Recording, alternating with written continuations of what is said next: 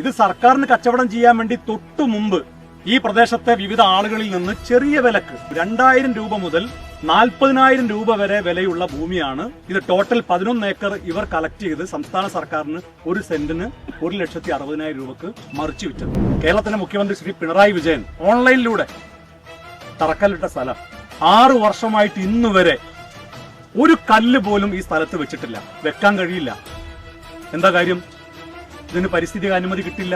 അതുകൊണ്ട് യൂത്ത് ലീഗിന് ഇക്കാര്യത്തിൽ ആവശ്യപ്പെടാനുള്ളത്, സർക്കാർ ചെലവഴിച്ച 17,65,00,000 രൂപ ശ്രീ KT ജലീലിൽ നിന്ന് ഈടാക്കാൻ സംസ്ഥാന സർക്കാർ തയ്യാറാകണം. കാരണം ഈ ഭൂമി ഉപയോഗശൂന്യമാണ് എന്ന് കണ്ടെത്തിയിരിക്കുന്നു. തിരൂരിലെ കുറുവാ സംഘം, തിരൂരിലെയും തവനൂരിലെയും താനൂരിലെയും ഒക്കെ കുറുവാ സംഘം നടത്തിയ ഈ മോഷണം, സ്വതന്ത്ര വേഷമണിഞ്ഞ ഈ കുറുവാ സംഘം നടത്തിയ അഴിമതി പുറത്തു പറയാൻ ധൈര്യമുള്ളത് ഒരു മൊയ്തീൻകാണ്. അദ്ദേഹത്തിന് ഇനി നാളെ ഒന്നും സംഭവിക്കാതെ നിങ്ങളൊക്കെ നോക്കണം. ഇവിടുത്തെ യൂത്ത് ലീഗ് പ്രവർത്തകരെ അത് ഏൽപ്പിക്കുകയാണ് അദ്ദേഹത്തിൻ്റെ കാര്യം.